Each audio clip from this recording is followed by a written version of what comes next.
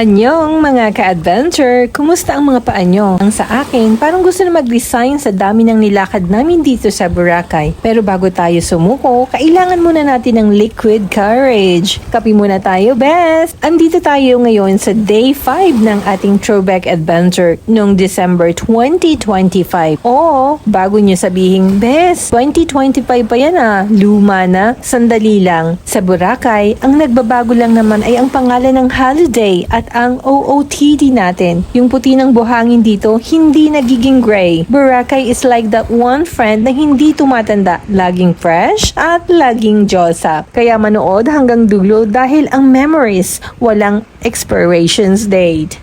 Tara, akyat muna tayo sa second floor ng Real Coffee and Tea. Did you know na ang Station 2 ay tinatawag na Boracay's Times Square? Kung sa New York ay may neon lights, dito naman ay neon people dahil sa dami ng tourists. Habang ini-enjoy namin ang aming Ice Americano, Hot Latte at Vanilla Latte, tanaw na tanaw ang coconut trees. Trivia muna ulit tayo. Noon, ang mga puno ng nyog ang nagsisilbing landmarks ng mga bangkero bago pa nauso ang malalaking hotels. Simple lang noon, pero ngayon, ito na ang heart of the action. Sa Station 2, ang center ng nightlife at entertainment. Pagbaba nyo ng Real Coffee, sasalubungin na kayo ng mga live music, fire dancer paggabi at ang pinaka-active na stretch ng beach shore. Bagamat mas maraming tao dito kumpara sa Station 1, dito mo naman talaga mararamdaman ang tunay na energy at saya ng Boracay. December is a peak season and honestly, napakaraming tao so we decided to go something different today. Just do nothing. Minsan sa travel, hindi kailangang laging may activity. Walking along the shore, feeling the sand, and people watching is enough. Napansin ko ang panahon lang naman ang nagbabago pero ang Boracay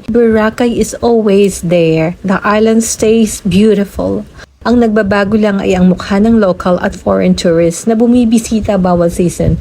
At syempre yung presyo, given na yan, yun ang nagbabago pag peak season, diba? Pero ang peace of mind na ibinibigay ng dagat, consistent yan. At around 3 p.m., rampa na kami sa D-Mall. Mainit, bes? Parang may personal na electric fan si Haring Araw sa likod ko. Kahit tirik ang araw na enjoy rin namin dahil nitong mga nakaraang araw ay madalas ang ulan. Syempre, hindi pwedeng hindi dumaan sa Halo Mango. Bumili lang ako ng isa dahil hindi masyadong mahilig sa sweet ang family ko. Pero bes, must try ito. Refreshing talaga sa gitna ng initan.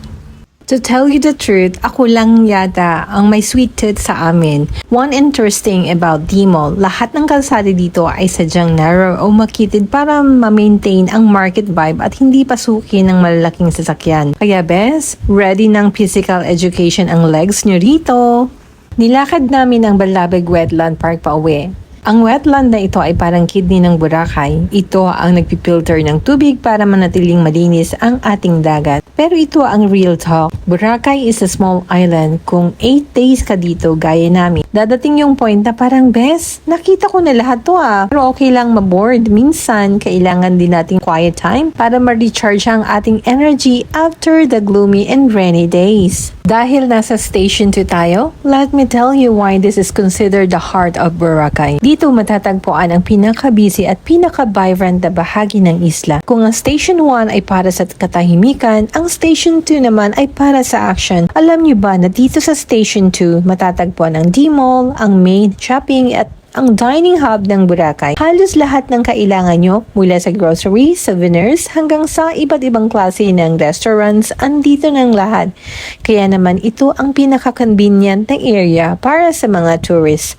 Fast forward to 5 p.m. at the Station 1 boundary.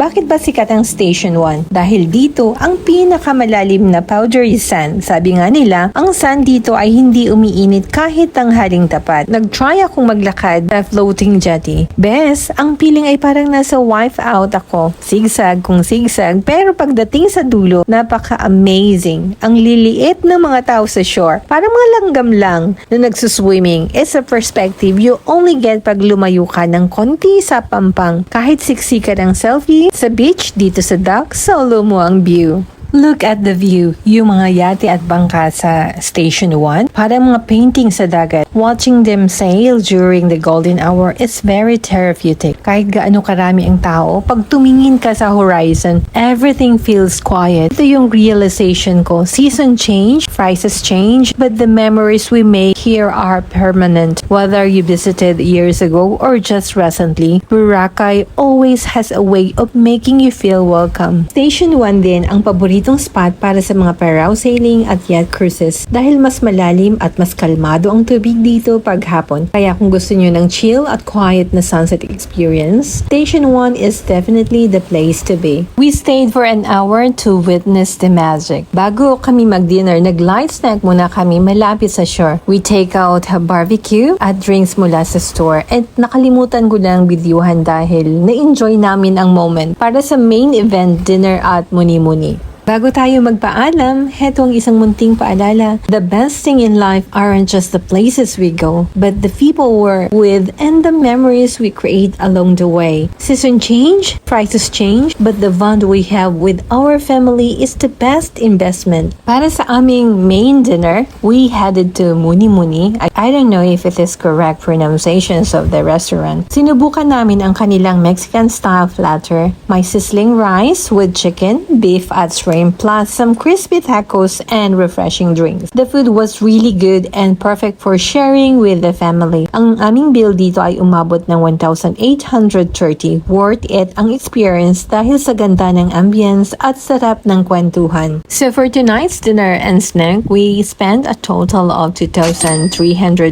for the whole family. Busog ang tiyan, masaya ang puso. Salamat sa pagsama sa aming hapon. Don't forget to like, share, and subscribe. Follow us on Facebook, Colorful Adventure. Muli, ito ang inyong digital kumare, Ellen. Annyeong and God bless us all.